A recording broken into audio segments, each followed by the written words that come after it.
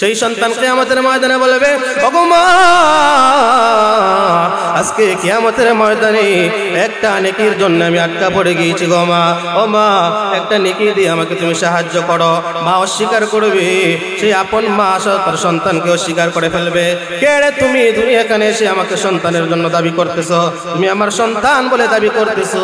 আমি সন্তান জন্ম দেব তো দূরের কথা, আমার তো মনে হয় দুনিয়াতে আমার বিয়ে শাদী কারো সাথে হয় নাই। বলেন আল্লাহু আকবার। ভাইরা আমার, এভাবে মা তার সন্তানকে অস্বীকার করবে, বাবার কাছে দৌড়ে যাবে সন্তান, বাবা, ও বাবা, দুনিয়াতে আমাকে কষ্ট পেতে দাও নাই গো বাবা। সারা রাত মানুষের বাড়ি কষ্ট করেছো, ফজরের আগে বের হয়ে সন্ধ্যার পরে এসেছো, মাথার গাম পায়ের পাতায় ফেলে আমি সন্তানের জন্য তুমি কামাই রুজি করেছো গো বাবা। ও বাবা, আজকে কিয়ামতের ময়দানে বেশি তোমার কাছে কিছু চাই না, মাত্র শুধুমাত্র একটা নেকি দিয়ে আমাকে সাহায্য করো। সেই বাবা কিয়ামতের ময়দানে তার সন্তানকে অস্বীকার করবে, বন্ধু বান্ধব অস্বীকার করবে। ইয়াউমা ইয়াফিরুল মারউ মিন আখিহি ওয়া উম্মিহি ওয়া আবিহি ওয়া সাহিবাতিহি ওয়া বানি। তার ভাইরা অস্বীকার করবে, তার বাবা, তার মা, তার সন্তানের কাছ থেকে দৌড়ে পলায়ন করতে থাকবে। কোরআনের মধ্যে আল্লাহ বলেন, ভাগতে থাকবে। যদি সন্তানের সাথে সাক্ষাৎ হয়ে যায়, শয়তান আমার কাছে না জানে কিয়ামতের ময়দানে কি চেয়ে বসে। আমার এই অবস্থা খারাপ। সমস্ত বাবারা মারা তার সন্তানদের কাছ থেকে এরকম দৌড়াতে থাকবে। ভাইরা আমার, শেষ পর্যন্ত বান্দা কিয়ামতের ময়দানে আল্লাহর কাছে আবার চলে যাবে, হে প্রভু, আল্লাহ না, কিয়ামতের ময়দানটা বড় কঠিন গো আল্লাহ। হে প্রভু, আমার ওই আদরের মা বাবা আমাকে স্বীকার করে নাই, ভাই বন্ধু কেউ আমাকে স্বীকার করে নাই। দুনিয়াতে যারা আমার জন্য জীবন দিতে প্রস্তুত ছিল, সেই মা বাবা আমাকে স্বীকার করে নাই। আল্লাহ, তোমার রহমত ছাড়া, তোমার দয়া ছাড়া আজকে কিয়ামতের ময়দানে নাজাতের কোনো ব্যবস্থা নাই। আল্লাহ, তোমার রহমতে, তোমার দয়া গুণে তুমি আমাকে মাফ করে দাও। ভাইরা আমার, আল্লাহ রাব্বুল আলামিন বলবেন, হে বান্দা, জানি এই কিয়ামতের ময়দানে তো সহজ না, কেউ তোমাকে সাহায্য করবে না। যাও, তবু যেহেতু আমি আল্লাহর কাছে তুমি সাহায্য চেয়েছো, তোমার কোনো উসিলা নেই, আমি আল্লাহ তোমাকে মাফ করে দিতে চাই। হে বান্দা, ওই যে সম্মিলিত উলামা পরিষদ দিলপুর বাজারের মাঠে এরকম ওয়াজের প্যান্ডেল হয়েছিল, কোরআনের আয়োজন হয়েছিল, সেই আয়োজনে গিয়ে যে তুমি আমি আল্লাহর কোরআন হাদিস থেকে, নবীর হাদিস থেকে আলোচনা শোনার জন্য যেখানে বসেছিলে, আমি আল্লাহর শান মানের আলোচনা শোনার জন্য উলামা ইকরামের জবান থেকে বসেছিলে, তোমার সেই দিনের আমলটাকে কবুল করে আমি আল্লাহ তোমাকে জান্নাতের পারমিশন দিয়া দিলাম। আল্লাহ রাব্বুল আলামিন সেই কিয়ামতের ময়দানে সেই দুনিয়ার সামান্য নেক আমলের উসিলা করে অসংখ্য অগণিত বান্দা বান্দিকে জাহান্নাম থেকে মুক্তি দিয়ে জান্নাতের ফয়সালা করবেন। বলেন সুবহানাল্লাহ। এজন্য এই মাহফিলগুলোতে আসার দরকার আছে না নাই? অনেক লাভ ফায়দা, সেগুলো মরণের পরেই বুঝে আসবে, কিয়ামতের কঠিন ময়দানে বুঝে আসবে একটা নেকির মূল্য দুনিয়াতে কেমন ছিল। আমরা অবহেলা করি, একবার সুবহানাল্লাহ আলহামদুলিল্লাহ লাভ কত, সেগুলো মৃত্যুর পরে বুঝে আসবে, এখন বুঝে আসবে। এজন্য এই মাহফিলগুলোকে গনিমত মনে করা সবসময় হয় না, বছরে এক দুইবার হয়, একবার হয়। এগুলোকে গনিমত মনে করে নিজের নাজাতের জন্য কিয়ামতের ময়দানে এগুলোকে গুরুত্ব দেওয়া মাহফিলে চলে আসে। অত্যন্ত চমৎকার আয়োজন। যুবক ভাইরা, উলামায়ে কেরাম, তাওহীদি জনতা, এত সুন্দর আয়োজন। আমি বয়ানের জন্য আসি নাই, খুব আগ্রহ নিয়ে এসেছি। উলামা, বড় বড় উলামায়ে কেরাম আসতেছেন, আমাদের বুজুর্গানে দিন, তাদের বয়ান শোনার জন্য আসছি। প্রিয় ভাইরা মহব্বত করে দিয়েছেন, এজন্য অনেক বড় দেশের সুবিখ্যাত শীর্ষ উলামায়ে কেরাম আগমন করবেন। এজন্য যেহেতু আমি এলাকায় থেকে গিয়েছিলাম, প্রিয় ভাইদেরকে আমি আবেদন করব, সকলে এই মাগরিবের আগে আগে চলে আসে, এই মাহফিলকে সাফল্যমণ্ডিত করি। কিয়ামতের ময়দানে এই মাহফিল আমাদের জন্য নাজাতের উসিলা হবে। কারণ আল্লাহ পাক রব্বুল আলামিন কিয়ামতের ময়দানে বান্দাকে মাফ করার জন্য উসিলা তালাশ করবেন। কারণ মা যদিও দুনিয়াতে সবচেয়ে বেশি মহব্বত করে বান্দা সন্তানাদিকে, এর চেয়েও হাজার গুণ, কোটি গুণে বেশি মহব্বত করেন মহান আল্লাহ তার বান্দাবান্দিকে। বলেন সুবহানাল্লাহ। আল্লাহ পাক রব্বুল আলামিন এর চেয়ে হাজার গুণে বেশি তার বান্দাবান্দিকে মহব্বত করেন। 24 ঘন্টা তার বান্দাবান্দিকে আল্লাহ পাক নিয়ামত দিয়ে যাচ্ছেন, রহমত করে যাচ্ছেন, দয়ার মাধ্যমে আল্লাহ আমাদেরকে বাঁচিয়ে রাখছেন। আল্লাহ পাকের দয়ায় আমরা বেঁচে আছি। আল্লাহ পাক ডাকেন আমাদেরকে, হে বান্দা, কার কি প্রয়োজন আমাকে বলো। এমনকি রাতের শেষ ভাগে এসে প্রতিদিন আল্লাহ পাক রব্বুল আলামিন দুনিয়ার আসমানে এসে বান্দাবান্দিকে ডাকতেন। ভাইরা আমার, হাদিসের মধ্যে আসছে আল্লাহ রাব্বুল আলামিনের বান্দা বান্দির জন্য কেমন মহব্বত আর কেমন ভালোবাসা। হাদিসের মধ্যে আল্লাহর নবী বিশ্ব নবী রাহমাতুল লিল আলামিন বলেন, আলা মিন মুস্তাগফিরিন ফাগফির আলা, আলা মুস্তারজিকিন ফারজুকা, আলা মুবতালান ফাওয়াফিয়া। আল্লাহ রাব্বুল আলামিন রাতের শেষ ভাগে দুনিয়ার আসমানে সে বান্দা বান্দিকে ডাকতে থাকেন, হে আমার বান্দা বান্দিরা, তোমাদের কার কি প্রয়োজন আমি আল্লাহ তাআলার কাছে চাও, কার ক্ষমার প্রয়োজন চাও আমি আল্লাহ তোমাদেরকে ক্ষমা করে দেব, কার রিজিকের প্রয়োজন চাও আমি আল্লাহ তোমাদেরকে রিজিক বাড়ায় দেব, রিজিক দান করব, এক বিপদের মধ্যে আছো, মুসিবতের মধ্যে পড়ে আছো, চাও আমি আল্লাহ তোমার বিপদ দূর করে দেব। আল্লাহ রাব্বুল আলামিন এরকম 1 মিনিট 2 মিনিট নয়, 24 ঘন্টা মহান আল্লাহ তার বান্দা বান্দিকে দয়ার মধ্যে ডুবায় রেখেছেন। বলেন সুবহানাল্লাহ। ভাইরা আমার, এজন্য আল্লাহ রাব্বুল আলামিন বান্দা বান্দিকে তো মহব্বত করে, তো ভালোবাসেন। এজন্য দুনিয়াতেও আমরা দেখি মা বাবারা কেমন পরিমাণ ভালোবাসে, এর চেয়ে 1000 গুণে ভালোবাসে আল্লাহ রাব্বুল আলামিন তার বান্দার জন্য। এরপরেও আমরা আল্লাহর ডাকে আসতে পারি না, আল্লাহর শানের আলোচনা শোনার জন্য মাহফিল পর্যন্ত আসতে পারি না, আল্লাহর ডাকে আল্লাহর পায়ে সেজদা দেওয়ার জন্য মাহফিল পর্যন্ত যেতে পারি না, মসজিদ পর্যন্ত যেতে পারি না। ভাইয়ের আমার, এটা হলো নিমক হারামি। দুনিয়ায় মা বাবা আমাদেরকে যা নিয়ামত দান করেন, যা রিজিক দান করেন, এর যে 1000 গুণ রিজিকের মধ্যে আল্লাহ বান্দা বান্দিকে ডুবায় রেখেছেন। আল্লাহ বলেন, রে বান্দা, একটা মালিকের কর্মচারী তার মালিকের হাতে নিমক হারামি করতে পারে না, একটা কুকুর পর্যন্ত দুনিয়াতে তার মালিকের নিমক হারামি করে না। যেই কুকুরটা তার মালিকের বাড়িতে থেকে হাড্ডি মাংস খাওয়া দাওয়া করে, সেই কুকুরটাও কখনো তার মালিকের সাথে নিমক হারামি করে না, ধোঁকাবাজি করে না, গাদ্দারি করে না। মালিক যখন রাত্রের গভীর অন্ধকারে বাড়িতে আসে, বলে কুকুররা না জানে, না চেনার কারণে এরকম মালিকের সাথে বেউ বেউ করে বেয়াদবি করে, মালিক মুখের রুমাল সরাইয়া দিয়া এই তুলে এভাবে ধমক দেয়। কুকুরটা দেখবেন লেজ নাড়ায় নাড়ায় বুঝাইতে চায়, ও মালিক, রাতের গভীর অন্ধকারে মুখ ঢেকে এসছেন, আমি আপনাকে চিনতে পারি নাই, এজন্য না চিনে বেয়াদবি করার কারণে আপনার কাছে আমি মাপ চাই। বলেন সুবহানাল্লাহ। ভাইরা আমার, একটা কুকুর পর্যন্ত তার মালিকের সাথে বেয়াদবি করতে পারে না, নাফরমানি করে না, নিমক হারামি করে না। আল্লাহ বলেন, বান্দারে, আমি আল্লাহ 24 ঘন্টা তোমাদেরকে নিয়ামতের মধ্যে ঢুকায় রেখেছি। ফাবিআইয়ি আলা'i রাব্বিকুমা তুকাযযিবান। আমার বান্দারা, তোমরা আমি আল্লাহর কোন কোন নিয়ামতকে অস্বীকার করবে? হাজারো নিয়ামতের মধ্যে তোমাদেরকে ডুবায় রেখেছি। ওয়া ইন তাউদ্দু নিয়ামাতাল্লাহি লা তুহসুহা। তোমরা যদি আমি আল্লাহর নিয়ামতকে গণনা করতে শুরু করো, গণনা করে শেষ করতে পারবে না। এমন হাজারো নিয়ামতে আমি আল্লাহ তোমাদেরকে সার্বক্ষণিক ডুবায় রাখছি। ভাইরা আমার, এজন্য আল্লাহর নিয়ামত এগুলো মনে করে গুরুত্ব দেওয়া, নেক আমল করা, আল্লাহর ইবাদত 24 ঘন্টা করা আমাদের উপরে জরুরি। এজন্য আজকের একটা মহান ইবাদত, এটা নেক আমলের মধ্যে শরীক হওয়া। কারণ আল্লাহ পাক রব্বুল আলামিন যে পরিমাণ মহব্বত করেন, অন্য কোনো মানুষ পৃথিবীতে আমাদেরকে এই পরিমাণ মহব্বত করে না। আল্লাহ পাক রব্বুল আলামিনের ইবাদত যদি আমরা করি, যারা নাকি দুনিয়াতে আল্লাহর ইবাদত বندگی করে, তাকওয়া অবলম্বন করে, আল্লাহ পাক রব্বুল আলামিন তার গোলামির কারণে তার বান্দা বান্দির ইজ্জত সম্মান বাড়ায়া দেন। বলেন সুবহানাল্লাহ। আল্লাহর গোলামির জন্য আল্লাহ বান্দার ইজ্জত বাড়ায়া দেন। কারণ ইজ্জত সম্মান আল্লাহর হাতে। ইজ্জত কার হাতে? ইজ্জত আল্লাহর হাতে। তুইজ্জু মান তাশা ওয়া তুযিল্লু মান তাশা বিয়াদিকাল খায়র। আল্লাহর হাতে ইজ্জত, আল্লাহর হাতে ইজ্জত। আল্লাহ যাকে ইচ্ছা সম্মান দান করেন, যাকে ইচ্ছা লাঞ্ছিত করেন। এজন্য দেখছেন আমরা দেখেছি অতীতে এক লোক বাদাম গেয়ে এসে সারা বিশ্বের মধ্যে সম্মানী হয়ে গেছে। বাদামের গান গেয়ে, কি বাদাম, কাঁচা বাদাম গেয়ে সারা বিশ্বের মধ্যে সে সম্মানিত। যদিও দুনিয়ার মানুষ, দুনিয়ার মধ্যে জাগতিক সম্মানে সে সম্মানিত হয়েছে, তবুও তোর একটা সম্মান যেখানে গেছে। ইউটিউবাররা ভিডিও করে, ক্যামেরা করে, অনেক দেশের মানুষরা ইউটিউবাররা গিয়ে তার সাথে দেখা করে, কেন? তার সম্মান বেড়ে গেছে। এজন্য যাকে ইচ্ছা আল্লাহ তারা সম্মান দান করেন, কাউকে আল্লাহ উভয় জগতে সম্মান দান করেন। যেমন হযরত বেলাল রাদিয়াল্লাহু তাআলা আনহু আল্লাহর গোলামির জন্য হযরত বেলালকে আল্লাহ উভয় জাহানের সম্মান দান করেছেন। বলেন সুবহানাল্লাহ। হযরত বেলাল রাদিয়াল্লাহু তাআলা আনহু কি পরিমাণ সম্মান দান করেছেন আমরা সকলেই জানি।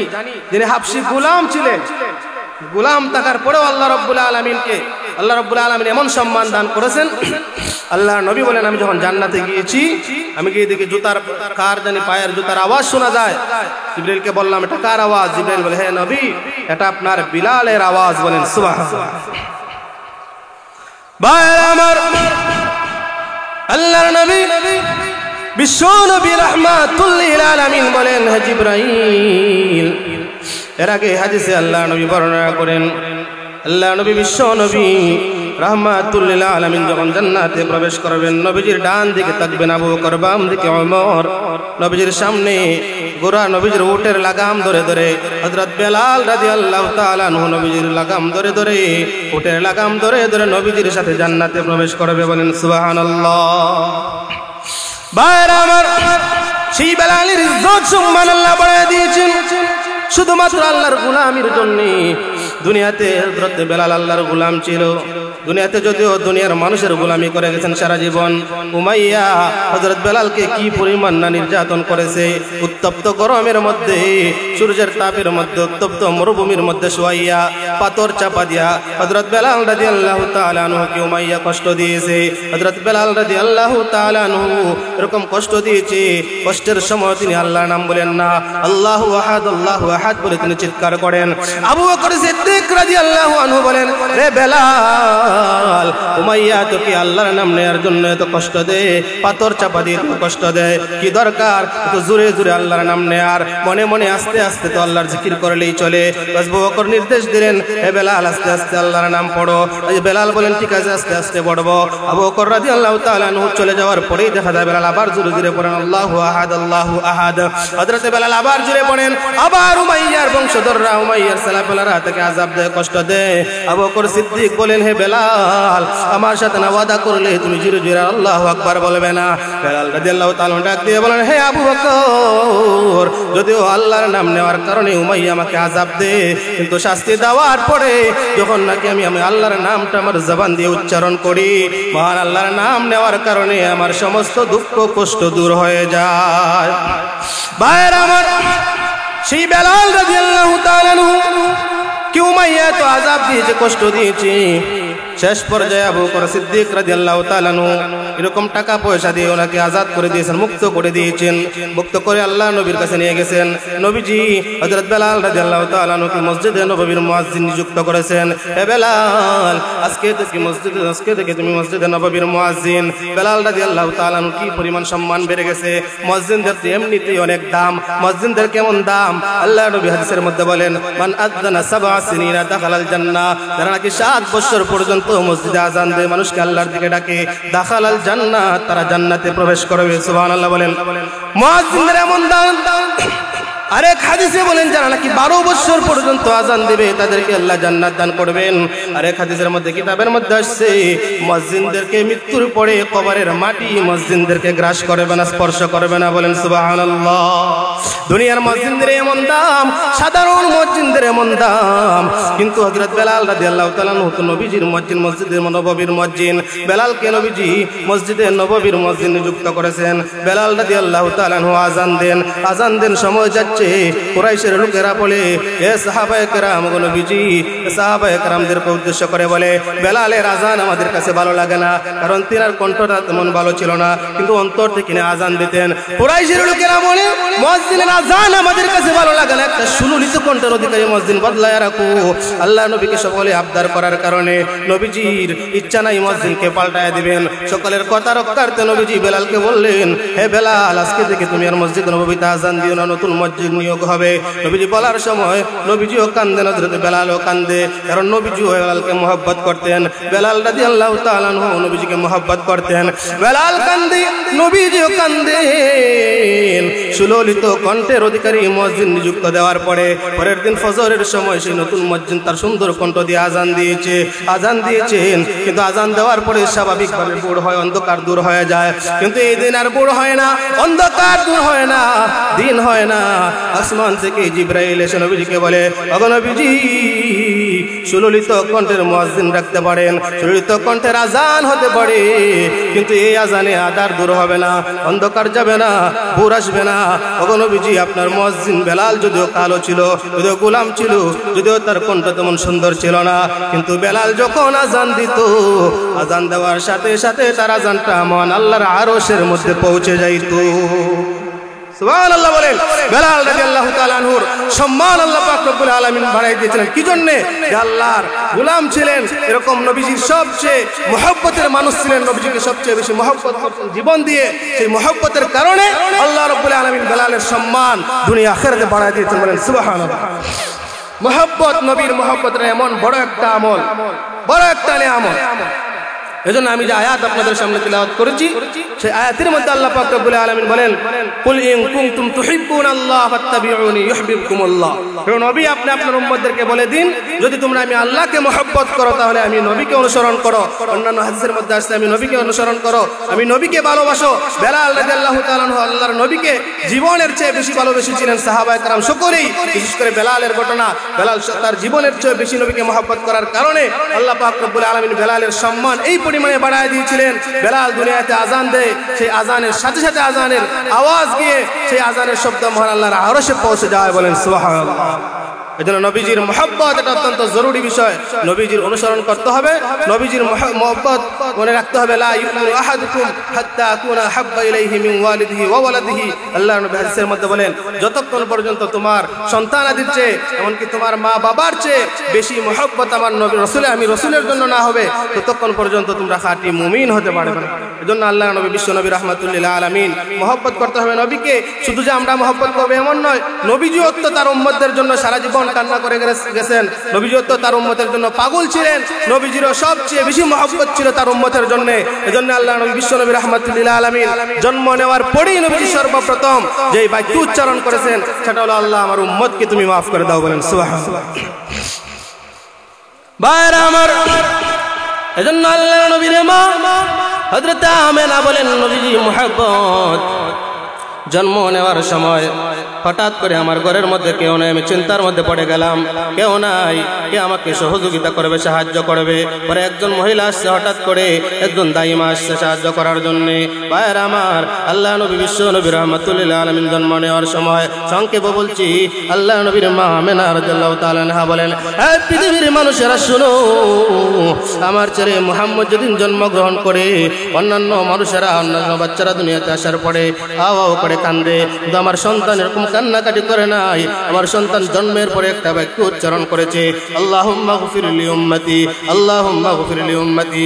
হে প্রভু, আল্লাহ আমার আমার উম্মতদেরকে তুমি মাফ করে দাও। বলেন সুবহানাল্লাহ।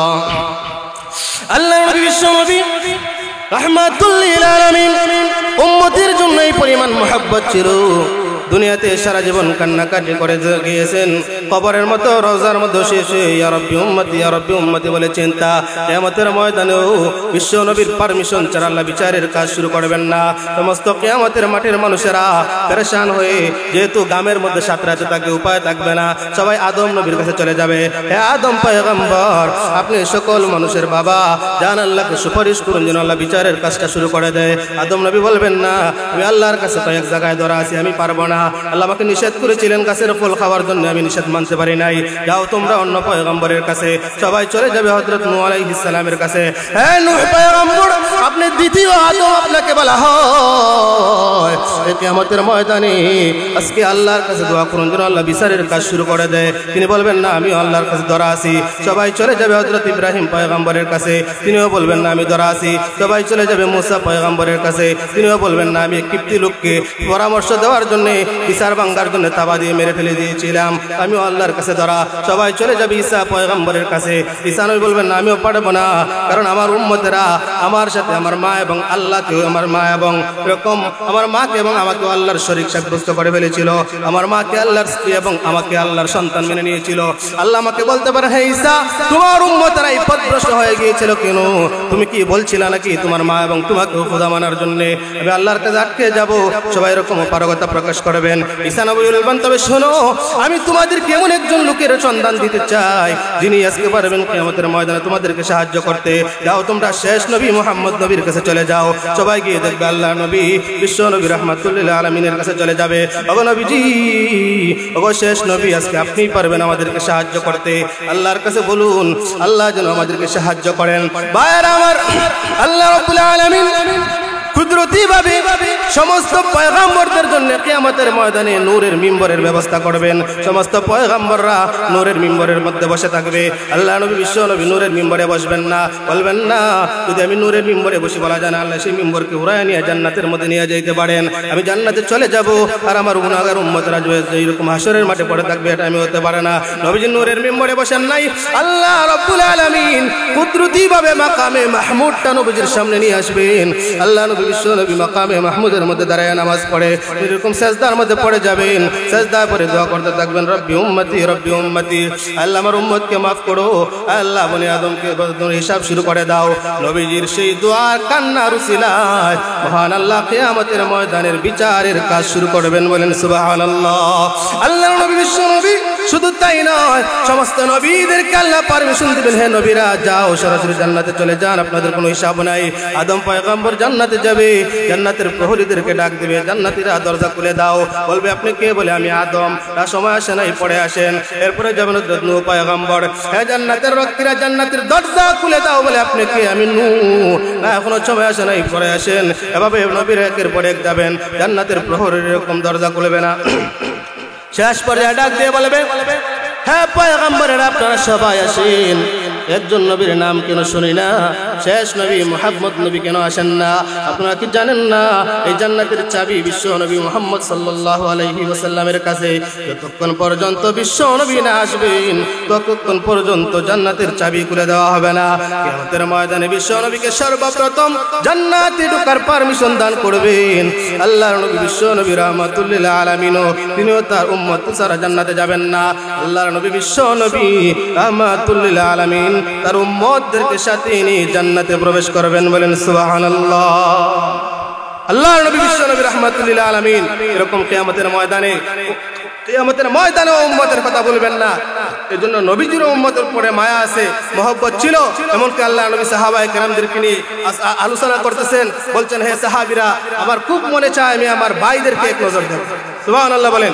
নবীজি বলেন হে সাহাবীরা আমার মনে চায় আমি আমার প্রিয় ভাইদেরকে দেখব। সাহাবায়ে কেরাম বলেন নবী আপনার ভাই আবার কারা? আমরাই তো আপনার পাশে আছি, আমরা আপনার ভাই, আপনি আমাদেরকে প্রতিদিন দেখতেছেন, আর কাকে দেখবেন? নবীজি বলেন না, তোমরা তো সরাসরি আমি নবীকে দেখে আমার উপরে ঈমান আনছো, আমাকে মানতেছো, আমার সাথে চলতেছো দেখে, কিন্তু আমার ভাই তো হলো তারা যারা নাকি আমি বিশ্ব নবীকে না দেখে আমার উপরে ঈমান আনছে, বলেন সুবহানাল্লাহ। আল্লাহ নবী তার সেই শেষ যুগের উম্মতদেরকে বলেন নাই, কিয়ামতের ময়দানেও বলবেন না, হাশরের মাঠেও বলবেন না। এজন্য সেই নবীর মহব্বত আর অনুসরণ দরকার আছে না নাই? আল্লাহর নবীর অনুসরণ করতে হবে। নবীজি আল্লাহ কোরআনে বলেন ফাত্তাবিউনি ইউহিব্বুকুমুল্লাহ, নবী আপনি বলেন যারা আমি আল্লাহকে মহব্বত করো তারা যেন আপনি নবীর অনুসরণ করে।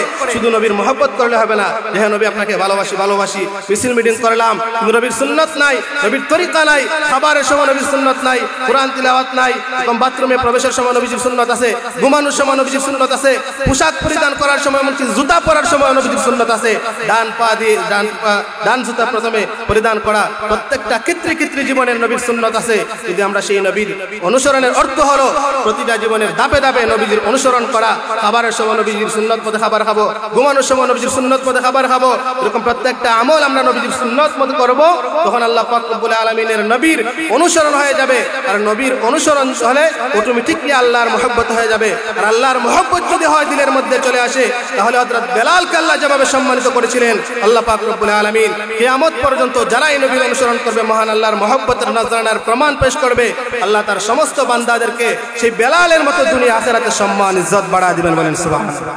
আল্লাহ পাক রব্বুল আলামিন আমাদের সকলকে মহান আল্লাহ তাআলার ভালোবাসার জন্য নবীজির অনুসরণ এবং নবীজির মহব্বত দিয়ে আমাদের দিলকে ভরপুর করে দিন। জীবন যেন আমরা নবীজির সুন্নাত অনুযায়ী পরিচালনা করতে পারি। আল্লাহ পাক রব্বুল আলামিন আমাদের সকলকে তৌফিক দান করুন, আমিন।